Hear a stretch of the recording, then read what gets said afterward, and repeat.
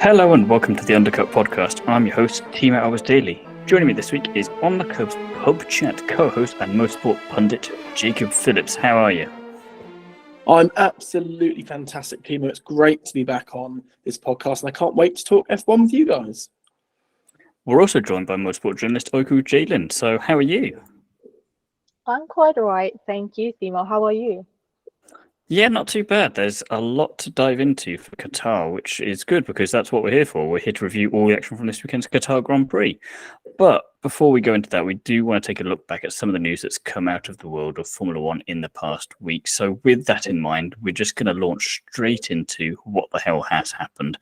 And Gabriel Bortelto has joined McLaren's driver development program. So he's obviously the Formula 3 champion from this year, and he's going to be mentored by former McLaren test driver, F1 driver and Le Mans winner, Emmanuel Pirot. They've also signed a one-year option on Italian F4 driver Brando Badour. Brando will be assessed by the team over the next year as an optioned driver with the potential to sign to the program full-time at the end of his valuation.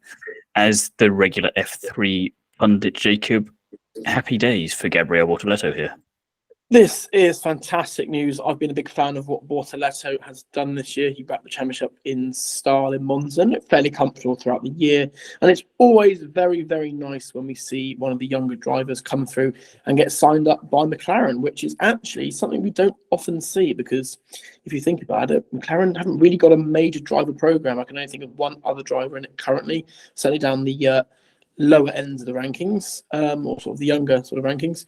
But yeah, it's great. We'll certainly lead him on into the future, and hopefully we see him in F2 next year, which I believe we will. Although we always have to wait to find out some more about where he could be. But it certainly won't hurt him. It's great to see him backed by McLaren, and I think he's definitely got talent there. Certainly one for the future. Oh, definitely. And you've also got some potentially good news for us in terms of the Andretti news, Jacob. Yes, I've been following this story on Thiemo. I'll tell you, I absolutely chew his ear off about this story daily. It's my one passion at the moment with F1. I want nothing more to see Andretti on the grid. And there is slight good news if you've not been following. Andretti got the green light last Monday, and there's been whole wranglings in the paddock this weekend. But the old adage of, well, what do they bring to F1? And the other team stating they can't afford it, despite them all recording profits for the first time ever.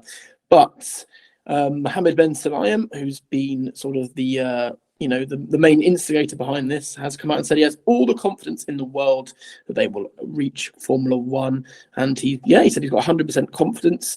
And surprise, surprise, guys, he has said it's all about the money. And you know what? He ain't lying because it is.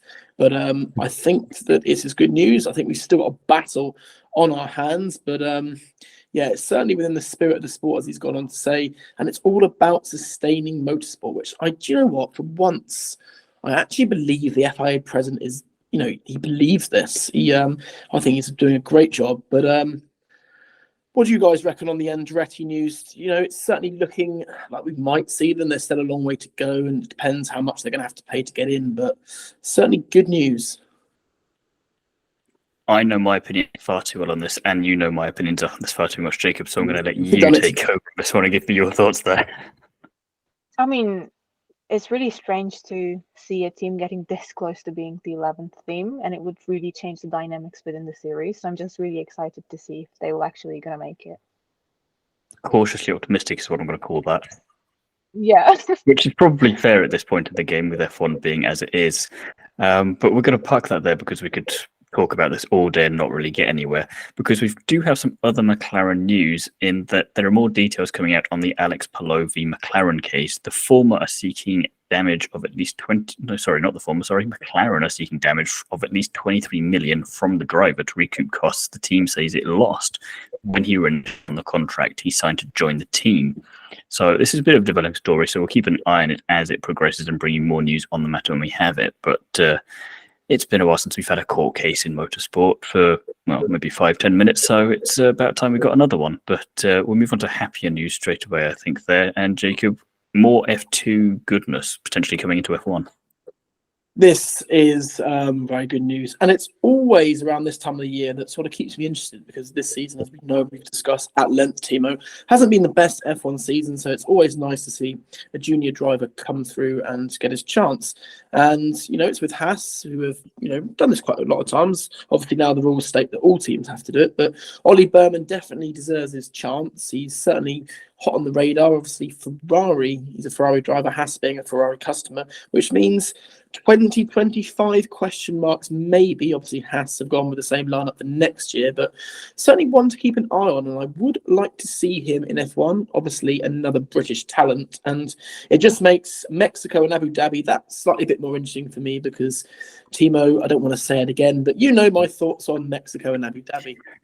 Yeah, well, I was about to say you need all the interest you can get for Mexico and Abu Dhabi, so I'm glad that they chose these two to put Ollie Bearman in the car for you. And it's going to be interesting to see actually how he juggles Formula 2 and Formula 1 on the same weekend in Abu Dhabi. I mean, there's slightly less pressure because it's the last round of the season for both championships, but he's been performing really well for what is his rookie season, I'm pretty sure, this year. So it's a lot coming his way soon, but I think it's good that there aren't any potential seats for him to go to next year, realistically, because it means the pressure's off for him and you can just get on with just being in an F1 car.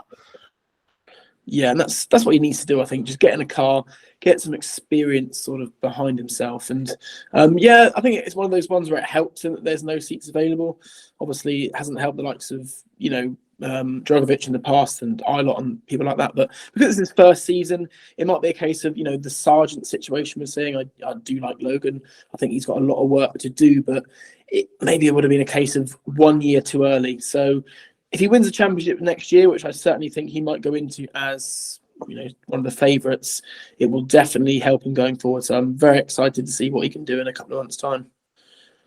And Öykü, I'm going to come to you for this next topic in a second there, so prepare yourself. The smaller teams are going to get $20 million capital expenditure boost at some point in the not too distant future. So this is some interesting news that's come out. So the FIA have switched from a single blanket restriction of $45 million over 4 years to a 3-tier system with differing limits. So Red Bull, Mercedes and Ferrari will now get $51 million. McLaren, Alpine, and Aston Martin will then get $58 million, and the rest get an extra $20 million to play with of what they have. So it's a $13 million increase for McLaren, Alpine, and Aston Martin, and a $6 million increase for the top 3 teams. So this has been done with the hope to close the gap between the teams. Williams are all for this because, as we know from the season and James Vowles' often brutal honesty, but appreciated at the very least for just saying how it is, for him at least, and for the team. He says that a lot of their stuff is outdated, so this is really what they need. He would have preferred 100 million, but he'll take it, and it's a step in the right direction. Whereas the AlphaTauri CEO has said that he's against this. Well, too late now, so deal with it. And that's mainly because they didn't budget for an allowance to be made for this to be increased. But this is good news, no? I think it is. I appreciate their efforts to level the playground. I'm not sure if it's going to work, especially with the level of domination that we're seeing this season. But still, at least they're trying to do something in the right direction, I feel like. Yeah, and at the very least, I think maybe that mid-pack should tighten up a bit more. We see that there is potential for it, but it's still quite a big go from Williams to Alpine, I think, for P6 and P7. So if we can at least tighten that bit up, it should make things a bit more interesting. It's just, as Jacob and I have talked many a time about on and off podcasts, it's not quite what we'd want there, because we still want to be different at the top, but if it helps at least move in the right direction, then we should take that for now. So again, I think a lot of this news, barring the law case between Alex Palou and McLaren, is all just tentatively good news that we just kind of have to wait and see how it pans out. I think it's more the case of good news on paper, but the actual realisation what might happen might not be as good. But it's certainly with good intentions. With the one quick thing I'll say on the CapEx expenditure here, I don't understand why Red Bull, Mercedes, and Ferrari only get 7 million less than McLaren, Alpine, and Aston Martin.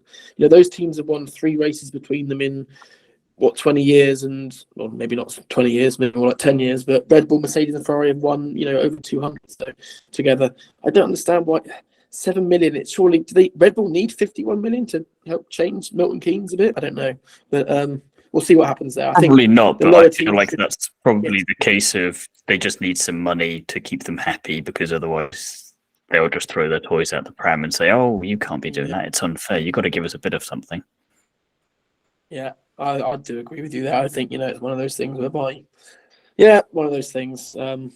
They want them crying. I'm going to step carefully away from there because I can hear the tone of voice. He's going to go on a rant in a second if we're not careful. So we're going to go on to the Qatar Grand Prix itself.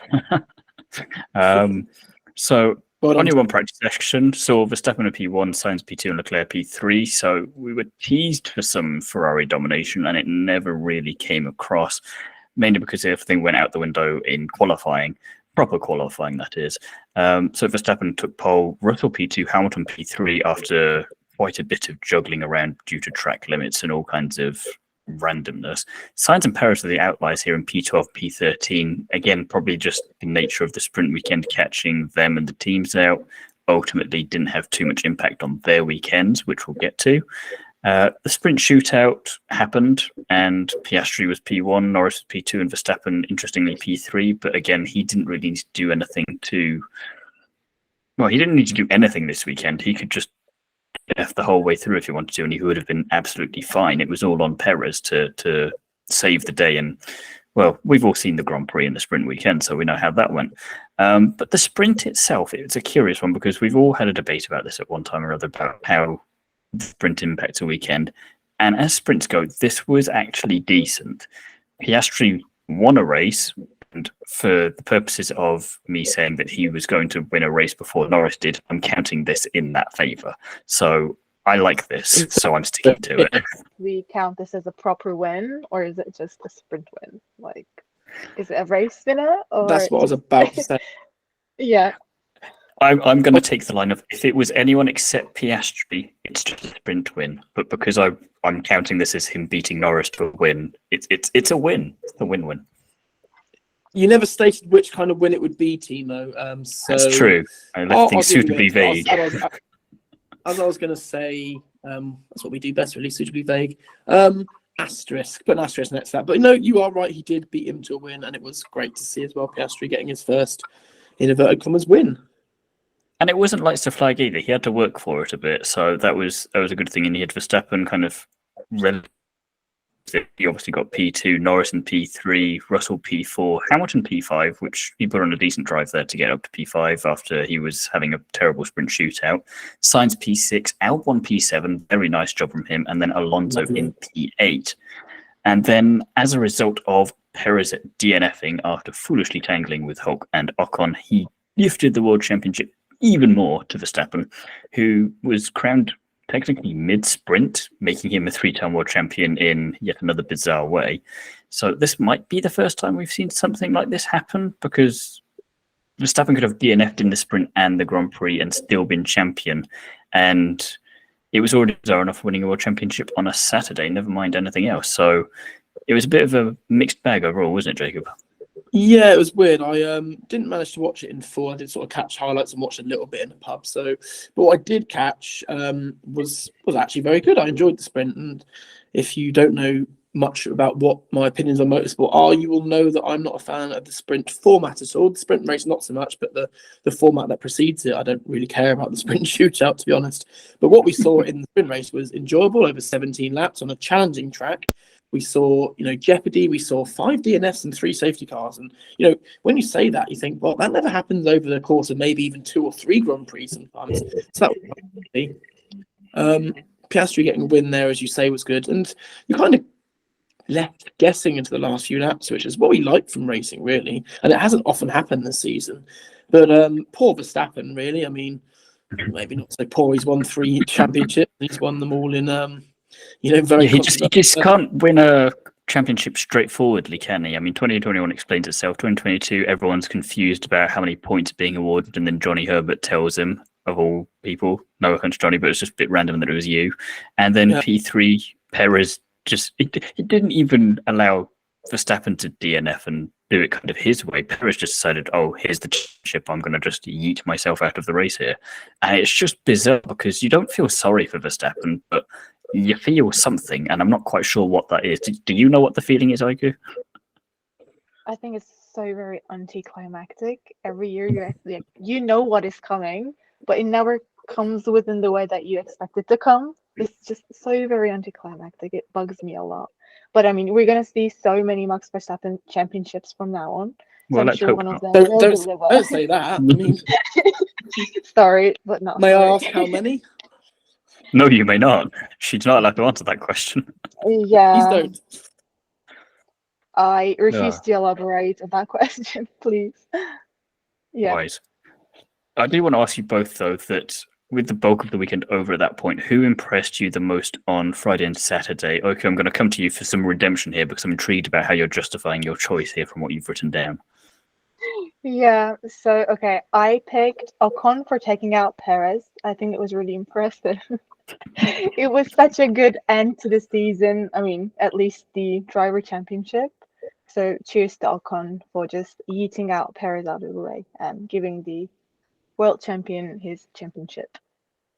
I mean, poor Hulk for getting caught in the middle of that, though. And I think the thing that annoys me most with Perez there was that if he'd just backed off slightly, Ocon would have still taken himself and Hulk out, and he could have just driven on by and been totally unscathed in theory there. So, I mean, I'll moan about Perez later, but it's Yeah.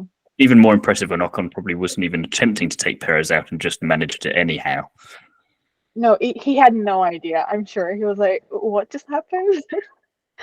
Which is funny. Jacob, you and I have pretty much at least half the same answer here, so I'll let you take your half. Well, you came up with it first. I don't want to steal your thunder, but I'll go for it. I've gone for Piastri. You know, it's his first win, like we said, and he's really solidifying himself as a future world champion.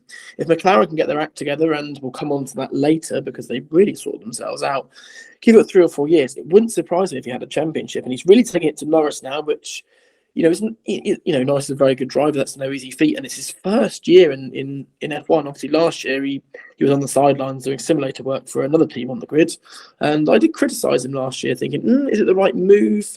McLaren were on a sort of a downward spiral. We saw last year that they were very average to be honest at this season, the back of the grid, and also he sort of dealt Alpine a bad hand because, you know, they junior career and sort of then he sort of rubbed it in their faces. But you know what?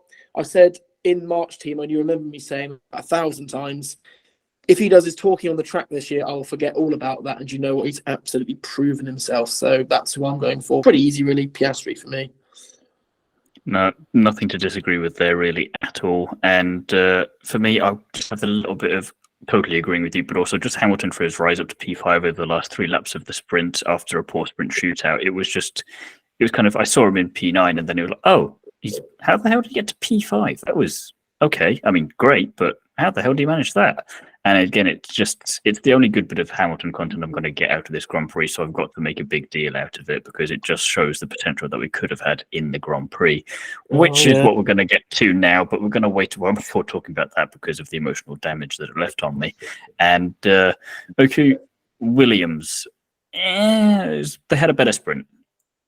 Okay, so let's talk about Williams. Albon did P13. He led the race for a while, which is always nice to see. I think he's an amazing driver, and I would really love to see him in a car that can reflect his potential. But yeah, we just have to deal with it for now. And his teammate Logan Sargent DNF'd due to dehydration, which brings me to the topic that I would love to talk about, the lovely, lovely weather conditions in Qatar this weekend. To be fair, they were lovely as long as you weren't in a Grand Prix car. Yeah. What do you guys think? Thiemo, you going that first? You go for it. Let's see. Yeah, they've got to decide what time of year they go to. I was looking at Bahrain and Saudi Arabia. We go to them early in the year, March, April. Do we do a triple header and put Qatar there instead, or do we go and make it like a double header in the desert at the end of the season as well? Because Abu Dhabi isn't too bad there for what it is. So I think it's just completely wrong time of year. So if we do keep going there, which I hope we do, if we look at it purely from a racing perspective, because I do really like the track. And from a neutrals perspective, we've now had 2 excellent Grand Prix there. But you can't be happy with this kind of stuff. I mean, as we'll get onto later, Logan wasn't the only driver having problems in the car, and you don't want to have to retire because you physically cannot stand the pressure from it. And there's nothing bad to say back against Sargent for that. And Williams did the right thing. It was like, it's up to you, but there's absolutely no shame in it. And having that all on the team radio as well, so everyone could hear it, and clearly visibly shaken as he gets out of the car. It shouldn't be a situation in the first place. It's kind of a lot of things this weekend. I mean, the tyres shouldn't have even been an issue this weekend, but they were. And then this on top of that, it seemed like stuff that people at the pinnacle of motorsport should see coming and should have either preparations for in advance or just do something to try and countermand that, shorten the race maybe. I don't know. But, we can't have that happening again is the bottom line there. I don't know if you've got anything else to add there, Jacob. No, we can't have it happening again. On the points of shortening a race, then technically you can't call it a Grand Prix, and that brings about its own other problems. But, you've hit the nail on the head there with the first point you made. Next year we're going there in December, and I think they're going to mandate it within the regulations or the calendar, certainly with the with Liberty Media, that it will have to happen in those months, or they'll move it forward to the Bahrain-Saudi portion of the season where it'll be slightly cooler as well. But it always brings that into that conversation we have with the rain all the time. What is an acceptable limit? I think we're slightly cautious with the rain, and that's more from a safety point of view in terms of danger that the cars might bring about, aquaplaning, visibility. Well, this one is the first one that brings into play, actual driver's health. Because we're not really risking necessarily visibility and injury here so much. It's more actual physical and mental health in the car. And when I heard Logan on the radio the first time, I thought, okay, we rarely hear this, but it might just be the fact that, he has a virus or something like that. We occasionally see it. I think we saw Mark Webber, 15 years ago, he threw up in his helmet. He just, I think, had food poisoning. But after the race, we saw all of these drivers, sort of, a couple of them fainting in the paddock. I think one of them needed certainly to get into an ambulance.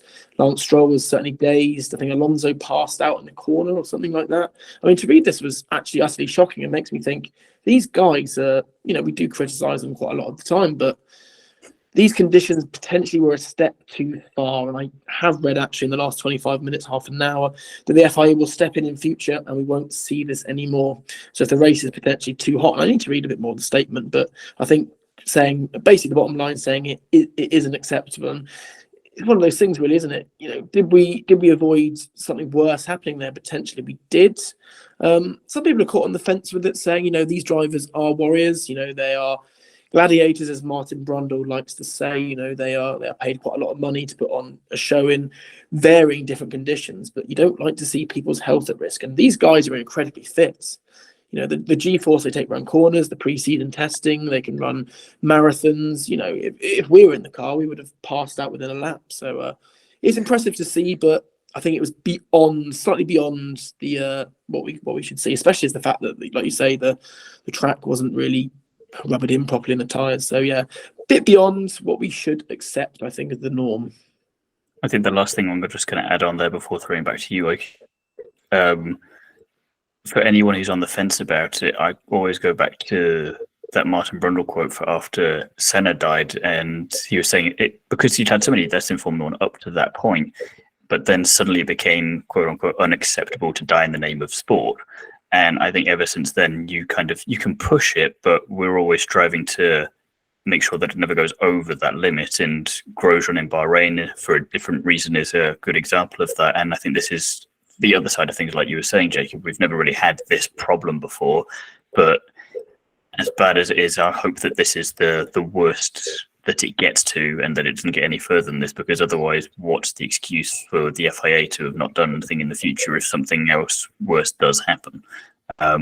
So yeah, maybe they're gladiators and all the rest of it, but they're still humans at the end of the day, and they all will have their limits. And that could, even the drivers that it affected after the race, you can imagine how much concentration, how much just energy took out of them during just to get there, never mind anything else. So Sargent, as a rookie, maybe again, you can only train so much for it before you do something, and then you know quite how much you have to put into it. So it was just an unfortunate one of the things, but nothing to be ashamed about on his side of things. Not at all.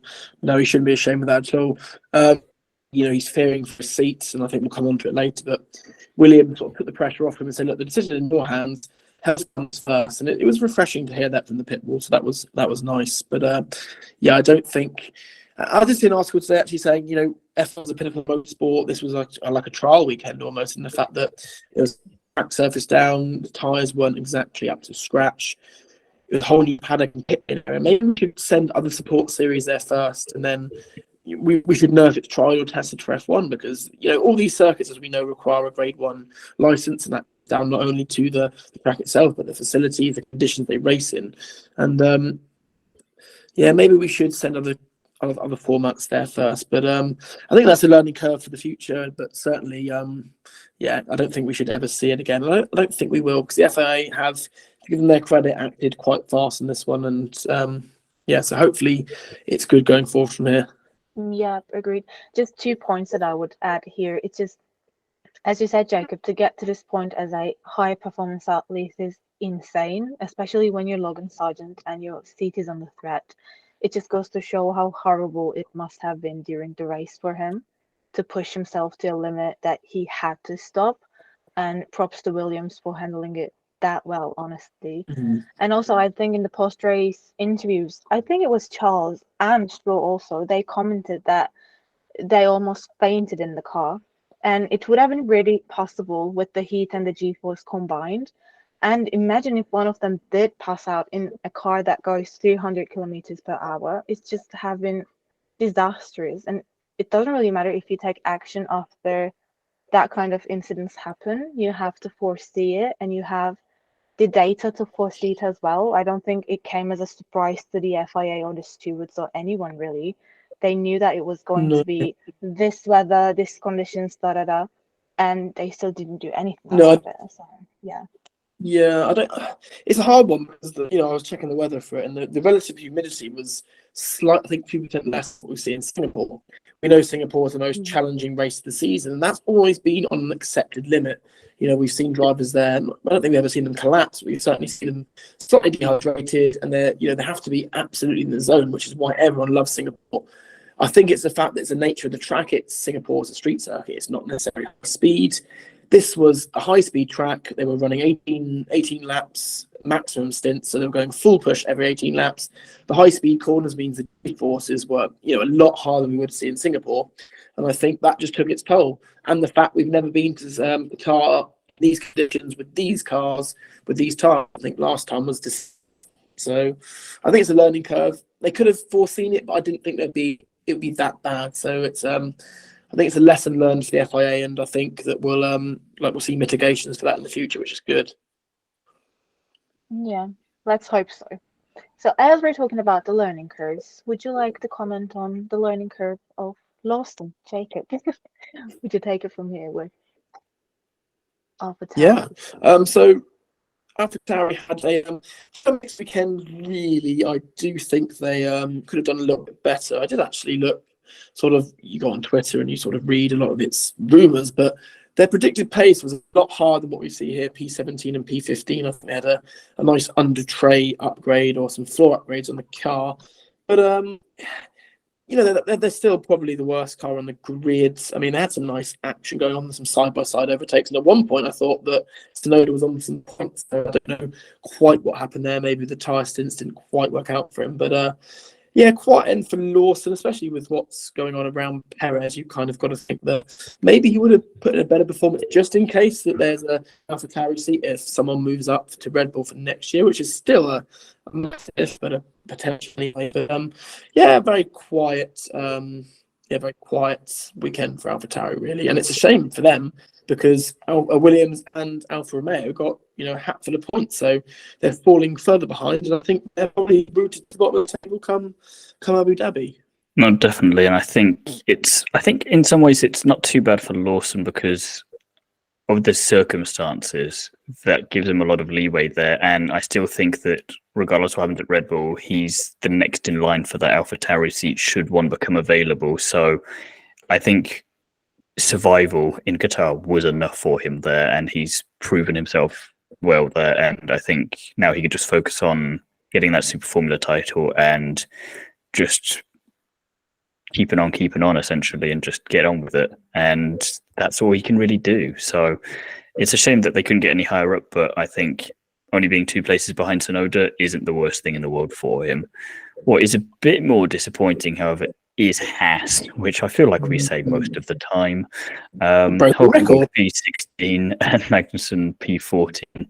Hulk essentially had a lapse in concentration as he lined up on the grid after what was a pretty decent qualifying, and that's why he started in the wrong grid position as Sainz didn't start the Grand Prix, so there was a pit box open ahead of him, got a penalty for it, quite a harsh penalty, I thought, 10 seconds, and then his race was just buggered from there, really, and Magnussen got a bit further up again. No points is no points, so it was a bit of a in a weekend where, like you say, Jacob, other teams around them in the championship got a collection of points for themselves. They could have done with a bit of that as well, but there's talk that they're going to have some kind of B-spec car at Qatar, so maybe this is the last bit of pain they're going to have to do for a while, and we can see some kind of Haas research. I don't know if because we need to go back to 2018 for that, I think, but I'll take whatever we can get for them. But it's a shame that they couldn't capitalize on it more, which was kind of a bit of the case with Gasly Öykü, but Ocon at least managed to save things, although I wouldn't have wanted to be in his seat for most of it. Yeah, totally. So when we look at Alpine, Gasly finished P12 and Ocon did P7. Gasly had a total of 15 seconds in penalties that sent him tumbling down the order. I'm sure he was really frustrated with himself as well. And he had a software issue all of the race, which compromised him. Ocon was thrown up in his helmet as early as lap 15, and I think it continued for 2 laps straight. But just something to point out here, the difference between Gasly and Stroll over track limits was really interesting to see, because Gasly says he had to do better and made too many mistakes, while Stroll called the enforcement of track limits is a joke, citing like painted lines, tricky conditions, and the fact that it was dark, etc. He was just blaming everyone and everything except for himself, while Gasly was really mature to take responsibility for his own actions. So he didn't score points, but he scored sportsmanship points in my eyes. So yeah, Stroll failed the class miserably. And we'll get on to Stroll in a second, I think, because we're going to set you off on one, and Jacob's already foaming at the mouth, I can tell. But Ocon P7 with what is essentially just ever increasingly going down you inside your helmet is never fun. So the fact that you get points off that as well, not too shabby. And we often find ourselves kind of looking at Alpine going, what is your plan? Because I don't think anyone's really sure. But in this instance, like, you know what, doesn't matter what the plan was, you managed to do a pretty decent job considering all of that. And Gasly, we are in mixed bags of sometimes on the podcast, but, he made a mistake, he owned up to it, and that's all we can ask for. And without further ado, Jacob, that sets you up nicely for Aston Martin, which is very much a tale of two very, very different halves. As it has been for most of the season, really. I was going to go back to the previous point there, Thiemo. Come on, Thiemo. You know what our plan is, that famous 100 race plan. Have you heard of it? Yeah, that one we've mentioned several times. I think it's still got another 90 races to go. So we'll see in 2027 what they manage before it gets reset. But anyway, yeah, there's a few reset buttons ready to be pressed. Anyway, on to Stroll. Aston Martin once again. Stroll P11. Close to the points, so maybe better than I thought. And he was actually in the points before I get on to some track limit stuff. But Alonso P6, and it saddens me in a way because I think that's the best that Alonso can hope for now. Aston Martin firmly 5th fastest car. I think the days of him on the podium with Verstappen are long gone, but he's still bringing the neck of that car and getting a good result. And at one point, he was looking like he was challenging and faster than Leclerc. Just happened to go off into the gravel, which is a shame. But yeah, Stroll. Let's talk about Stroll. He had a meltdown, didn't he, after qualifying? First of all, he threw his steering wheel out the car, which we've seen on a few occasions. I think he might have punched it as well, so that caused damage. He appeared to shove his trainer, which I didn't actually watch it live, but I did see it on Twitter, and I was shocked.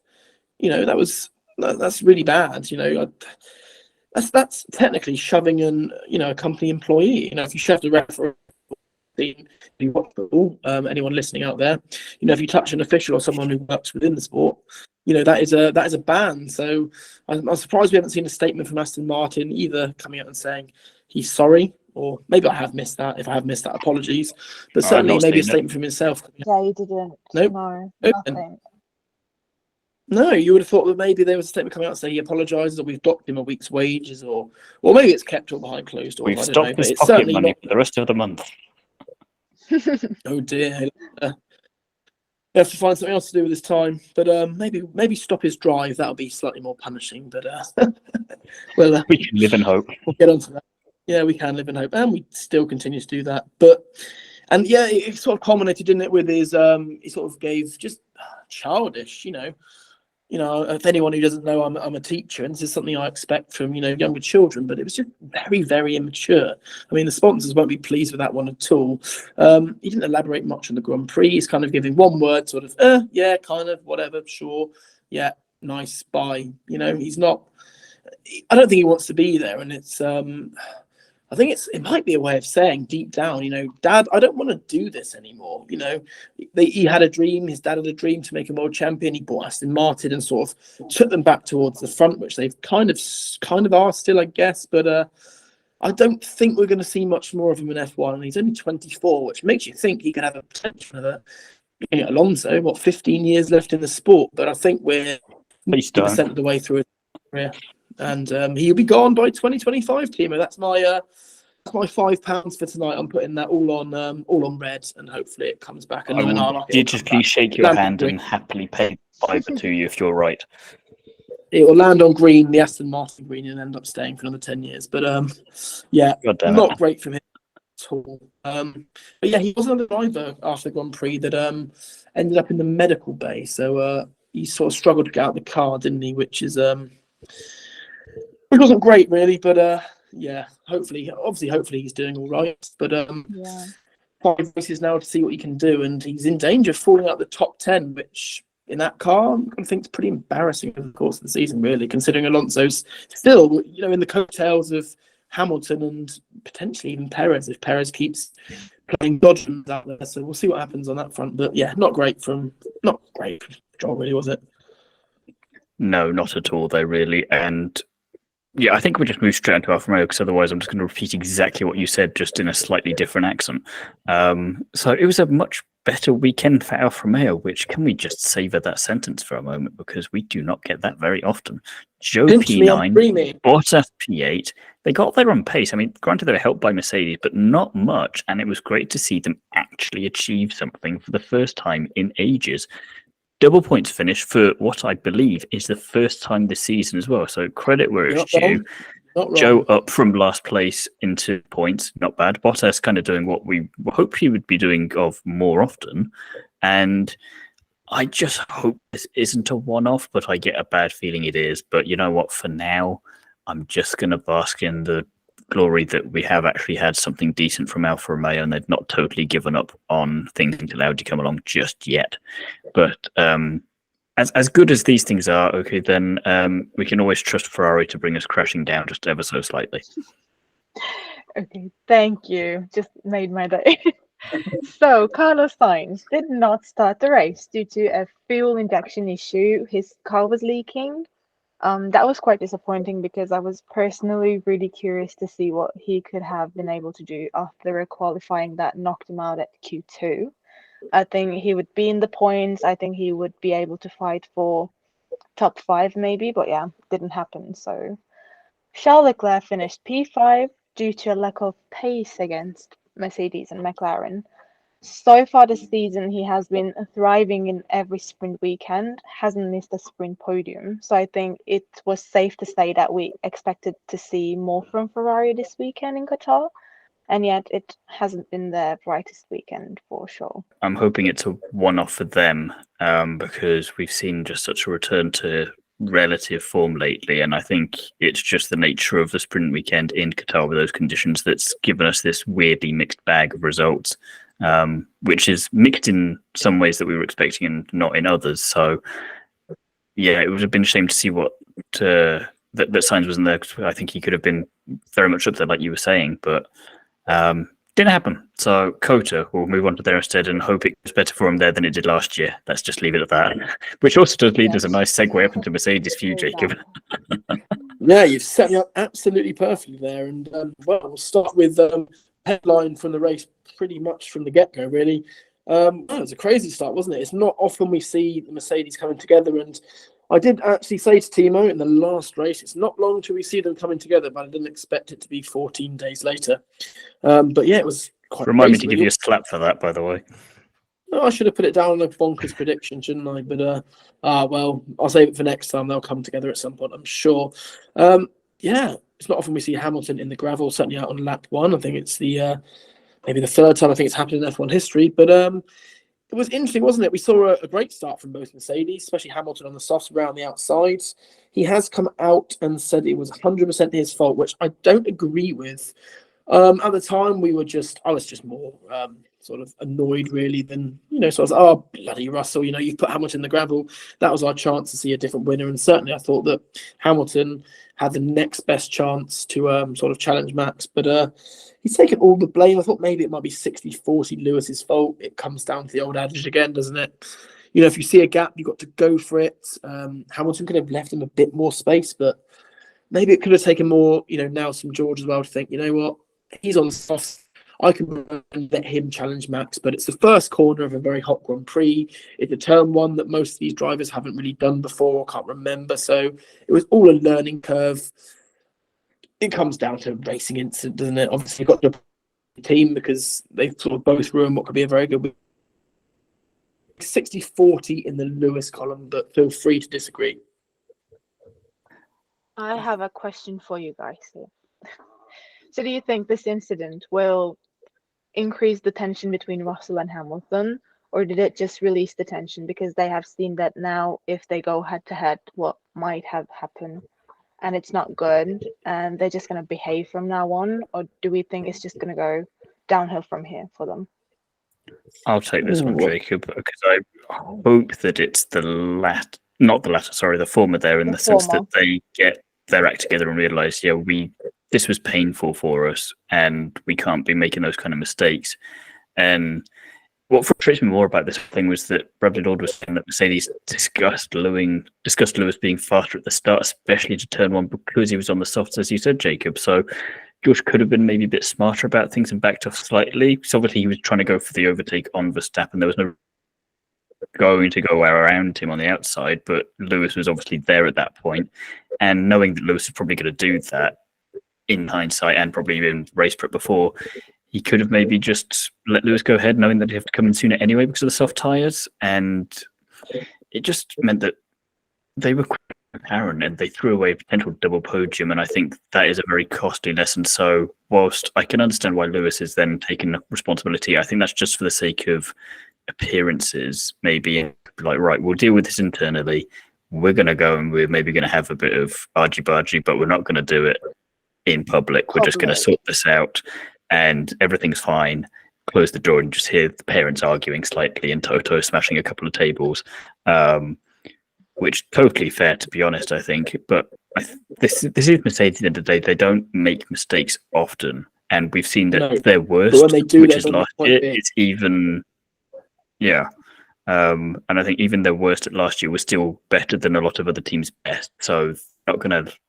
I can't see this leading to an implosion at the team. I hope I don't eat my words. I don't think we're going to see an implosion necessarily. I think should we get next season where Mercedes, for example, are up there with Red Bull, if we see that tension, I think then Mercedes are going to ask a few questions saying, look, although we don't want that number 1, number 2 driver, if you're going to get in each other's way, we are going to need all eggs in a basket to beat Max, because we know how good he is and how ruthless he is as well. So that's going to be a conversation to have. Should George have got out of the way? Yes, potentially he should have used his brain, because let's face it, Lewis was on the softs and those tyres were going to wear out a lot more than George's mediums. So within 5 laps, George would have been back of Lewis anyway, potentially, had it all played out sort of to the norms of what we would expect. But it's the first corner.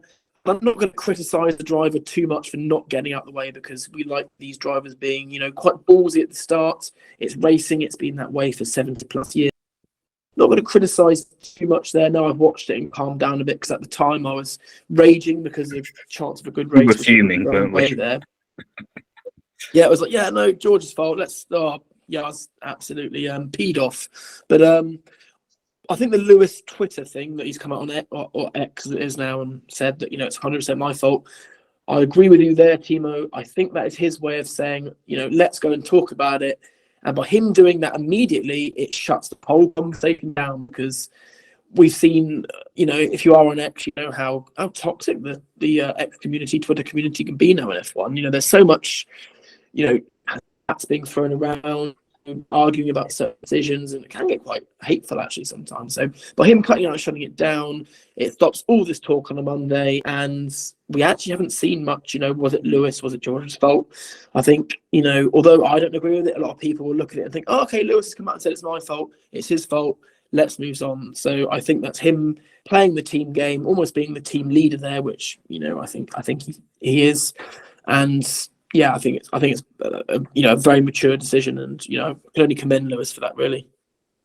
It's funny to me how Lewis tweeted out something within 5 minutes after the accident, and Stroll still hasn't put out a statement. That's okay. called professionalism. Yeah. But Mercedes' loss was McLaren's gain, and Norris P3 and Piastri P2 meant that coming across the line, McLaren got their 500th and 501st podiums.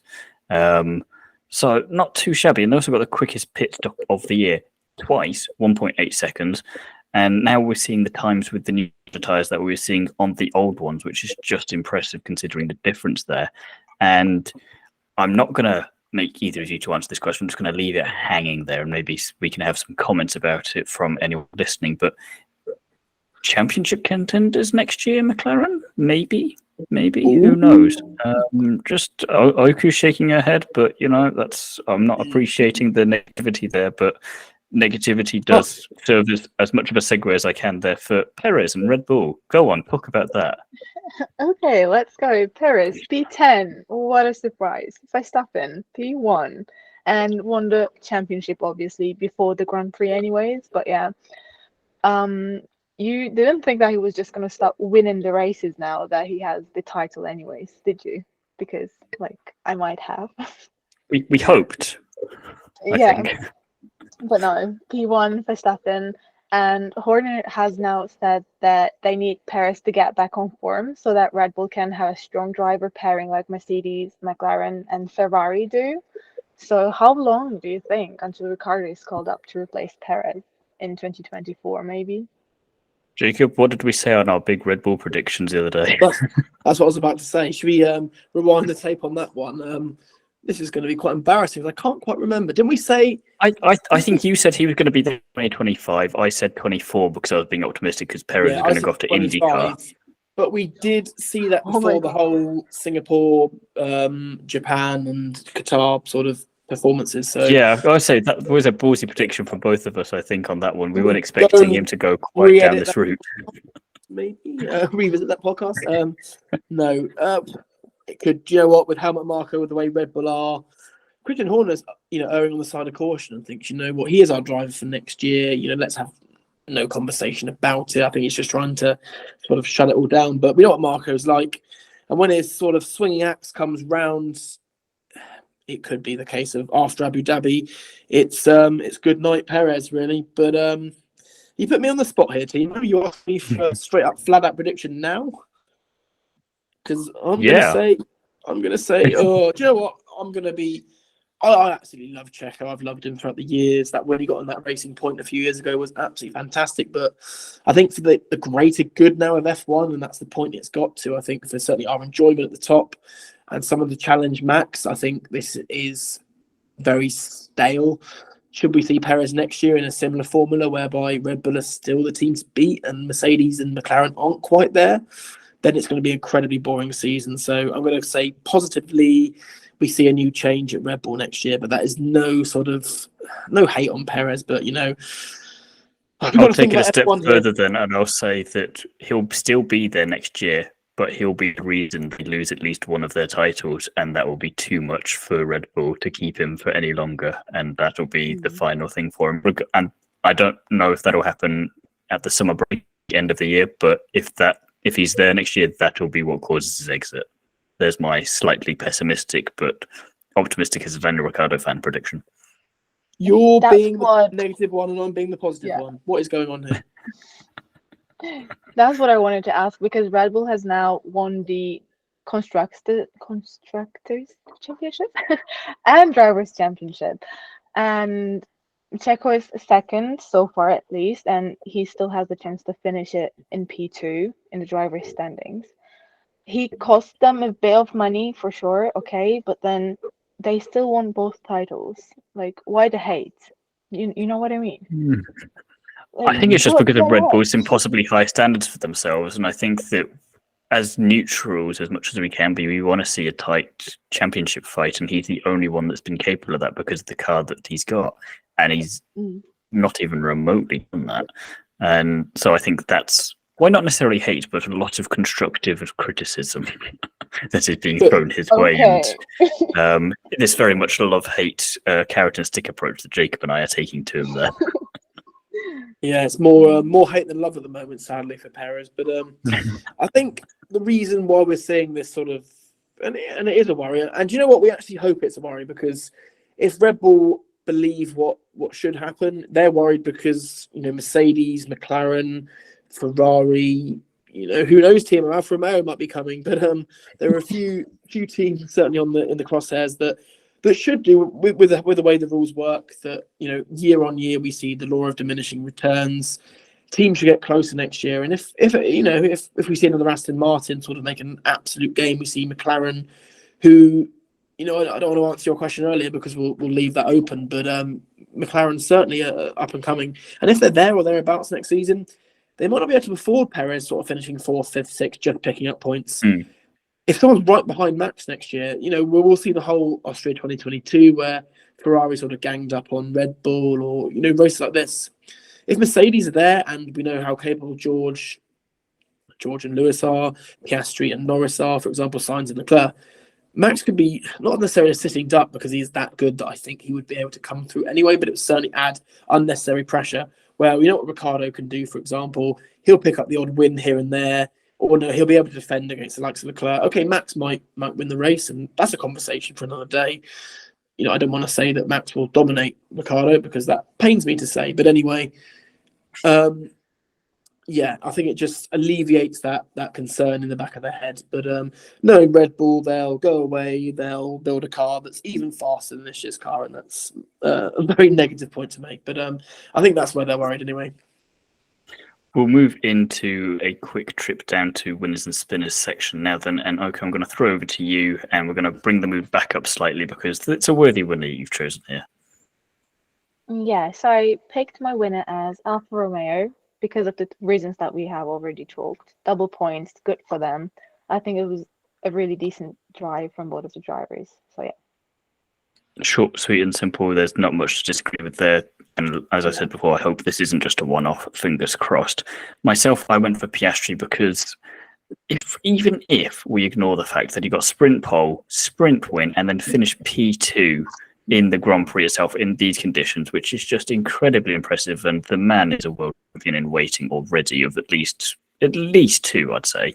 That is a prediction. The comedic reasons I've chosen because of the interviews they did across the weekend alone, if for no other reason there, because, I mean, when he found out live on air that he was getting demoted down in qualifying because of track limits, he went, well, that's not ideal.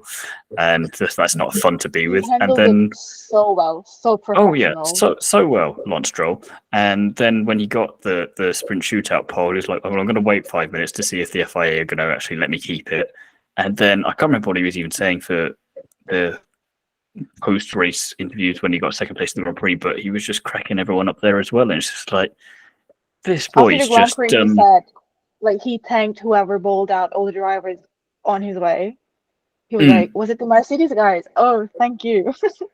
Oh, them as well. Yeah, I mean, that too. Yeah. I mean, that was well, but it was just the fact that he's just gone through the same things everyone else has gone. Everyone else is collapsing left, right, and centre, and he's there, granted on the floor, but moving around to angle himself better for the TV, and then they turn it off and like, oh, come on, guys. And it's like, how is he just still so full of energy? And you just gotta love that. So Piastri, I'm so glad he's there this season. So that is why he's my winner for this weekend. And Jacob, you've chosen Williams, which for a second there I was wondering why, but then I thought, well, there's probably a nice wholesome reason for this, I think. Yeah, there is. Not Williams' performance necessarily, but Williams for their their man management, their HR skills. To hear a driver come on the radio, like we said, and display symptoms of illness or dehydration or fever or whatever it was is never nice. And in the million, billion, $1 trillion industry that F1 is, the cutthroat industry, the results mean more than humanity sometimes. It was nice to see Williams say, do you know what?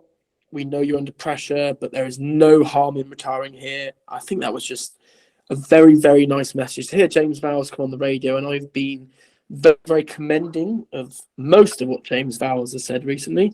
And one thing in particular I'm not, which I'll come on to in a minute. But one thing I really commend him for is his man management skills. He was the first to come out after Japan and say, it's not been a great weekend from Logan. We know what he can do. We've seen it times, we believe in him, and he's our driver. And how many teams have we said that, seen said that? Not a lot at all, especially in the Red Bull days. Red Bull and Gasly or whoever else. Albon, they don't even know what a compliment is. No, they had absolutely no idea. So it's a refreshing take in what is, like we say, a very cutthroat industry. So Williams for that, and the supporting of Logan a couple of weeks ago. Although I said, he does need to pick it up, which he does. I think that is something that we shouldn't take for granted. And I can only take my hat off to what was said on the radio there.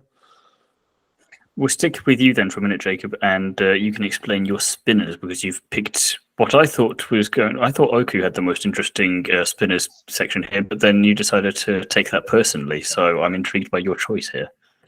This could be the first time that the winner is also technically kind of in a roundabout way the spinner on this podcast. But team principles, attitudes, and I'm looking at you, James Vowles. And I think there might be potentially bigger problems from this weekend because it's only the word of one man. But this set me up for a really negative tone this weekend. And me and Thiemo talk at length about all things F1. A lot of it repeats and repetitive stuff, but we love it that much. We forget what we say. But it's like old episodes of Friends. You can't help yourself. Yeah, once you've seen them, you've kind of seen them all, but you kind of forget that you've seen them and you love them all at the same time. But I messaged Thiemo. I think I sent him a voice note on Friday saying, I've given this guy an absolute ounce of praise and he's acting like an utter twit, really. James Vowles did come out and say before the weekend that Williams, can't afford people like Andretti to come into the sport. They'll lose X amount of money. I can't remember the exact figure, despite recording profits. And we know that Dorothy Capital, their owners, are starting to record profits as well. And the fact they've been given a capex raise, so they'll be helped that way as well. We do know that it's hard because Williams have struggled over the years. We've seen in COVID, they were close to going bust. It wasn't nice to see. It's a family name. But for him to say we can't afford it and then say he had no qualms about General Motors coming into the sport, which for those who haven't been following the story are partnering with Andretti to potentially provide technical expertise and build an engine going forward. But he said, yeah, we've got no problem with them coming into the sport. And if Andretti don't get in, yeah, we'll work with you. I thought you utter, I'm not going to say the word, but Thiemo, you know exactly what I think. But yeah, that's what I thought there. I thought, you know what, you sod, really. That kind of made me feel a bit upset this weekend, considering how much I backed James Vowles up the other week. And it's attitudes like that that really get my juices sort of blood boiled and horrible. Öykü, your blood was boiling for a different reason, and probably the same reason everyone on track's blood was boiling. Yeah, so I went for the Circuit of Qatar and the FIA. At this point, I really feel like I have this personal beef with the Qatar Grand Prix. I just want to. We're sensing that as well. Don't worry, we will see that. Yeah, it's just because of all the reasons that we have listed throughout this episode and the way the FIA handled stuff. Not really big fan of the circuit or the FIA this weekend. No. Fair enough. I've actually gone for a driver, which I know, shock and horror. We are allowed to choose drivers in this section. It should come as no surprise that it is Sergio Perez for all of the reasons that I've already listed above. And it pains me because, Jacob, this is a debate you and I have a lot of the time of just because you are essentially a nice guy doesn't mean that you necessarily deserve to keep your seat in F1. Mick Schumacher is the perfect example of that. We love Mick Schumacher, but it just didn't materialize. Yeah. And Perez is just, for a driver where we know he can win races, he can get on the podium. Red Bull clearly saw something in him that was worth salvaging. And like you were saying, Öykü, there's not real much reason to complain because they still managed to win everything, but it's not the point. They don't just want to win, they want to dominate, and they have been, but they want to just up the domination of as much as they can, and he's really hampering that. And I don't think he'll get P2 in the standings if he keeps going like this, and that'll be the second year in a row then that he will have missed out on it, and it might go down to the last race where it slips through his fingers because of mistakes like the ones he's been making in Qatar and previous rounds. So it's a real shame to see that, but as is often the way, I will try my tough love approach on him. And if for no other reason, I want to see him win the Mexican Grand Prix, because if he is out at the end of the year, it would be nice to actually get him higher than third on the podium for that. So with that done, we're going to just rip through quickly the predictions review, because there's really not much to go on that, especially as you two weren't part of this because you weren't here for the preview last week. All three of us got a point for getting Verstappen pole, easy money there. We also got 1 point each for everyone for Verstappen win. I would have got a perfect podium, but I got my McLarens the wrong around because of how I do my predictions. So knowing my luck, they're going to be the other way around again for Austin. So I'm just going to keep not quite getting points. No one got points as fastest lap. Carlos Sainz really let me down on that one. But I did get 1 point for Bottas scoring at least 1 point, because that was my world prediction. So you get 5. Yeah, no, I'm not sure how I did that. I need to see. I'll go back and see if Lakeside Drive predicted that he would go in P10, because whenever they predict something well for him, it goes wrong. And I want to see if there's some kind of counterbalance there. So see if we can find out a way to make Bottas succeed. And Ellie, mate, if you're listening, Perez collided with Ocon and Hulk in the sprint, so no point for you, because you were just vague enough with Perez doesn't collide with anyone. So even though it wasn't necessarily his fault, he still collided, so I'm counting that. We're going to move on from there. You should get 5 points for Bottas scoring a point, because that is wacky. That is very wacky in this day and age. So it got to the stage in the predictions where I really do not care too much at this point. So I thought, yeah, let's just see what I can do with this one. So, and we got Bottas. So I'm not going to predict that 2 weekends in a row. I'm not a madman, but once every now and again is nice enough. Over in the F1 Fancy Review, though, for Qatar, we do have some familiar names in the top 3, but not necessarily the ones you'd expect to be in the top 3, aside from first place. For Qatar itself, Alex H9V2 was out in front with 443 points. Mitchell K Team won with 431, but then the omnipresent in third place with EMT Racing, not even in third place, joint P2 with 431 points. On the Kerbs was down in P18 with 242 because I was hampered by Hamilton DNFing and Alpha Tauri not performing. Overall, though, Alex H9V2 leads the way with 5,000 points. Francisco Rhodes is in second with 5,020, and then Alex H9, just normally, is in third with 4,907 points. But the most mysterious bit for me out of all that is that somehow On the Kerbs has retained P12 on 3,806 points despite that shocking weekend. I'm not entirely sure how I've managed that, but that is pretty much the story of my life, I think. Any final thoughts from you two on the Qatar Grand Prix weekend? So, on a scale from 1 to 10, how do you rate the weekend? How was it for you guys? Oh, Jacob, go on. Can we rank it on a scale of 1 to 17? Because that makes it a lot easier where me and Thiemo have ranked it. We have a thing where we sort of get together after the race and sort of rank it so we know what's the best race at the end of the year. But sprint, it's one of those things, isn't it? Do you sort of package it all together, or do you just sort of go with the Grand Prix? I normally just go with the Grand Prix because that's the main event, and I don't always catch some of the sprint action. But bringing what happened with the tyres, I thought that was quite embarrassing for the FIA. The conditions perhaps weren't ideal. The fact that maybe we cost a better race with the Hamilton George incidents. It was an okay weekend. It certainly wasn't the worst, which says quite a lot about the season. So I'll give it a 10, sort of middle of the road, halfway house. It's fair. And you, Thiemo?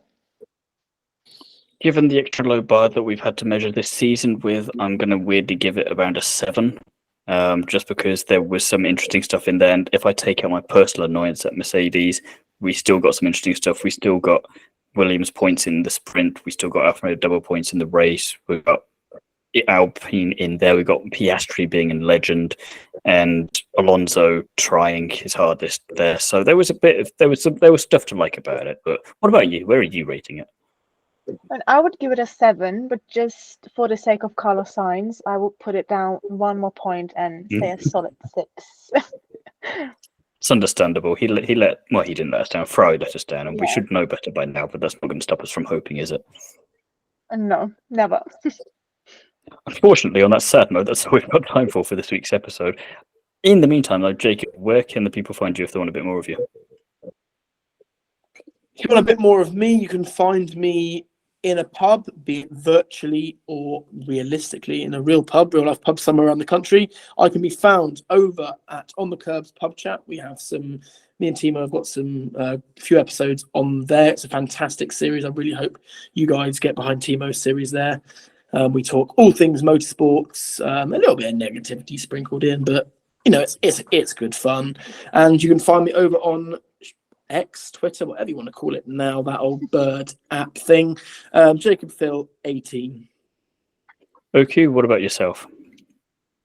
You can find me over on Is It Fast and Pit the Brave, where I write, and also Instagram and TikTok. As for myself, you can find me also on Is It Fast, On the Kerbs, the Night Authority, and Instagram. All of the details and links for those will be in the description below for this episode. In the meantime, thank you very much for listening, and we'll be back next time to preview the Austin Grand Prix.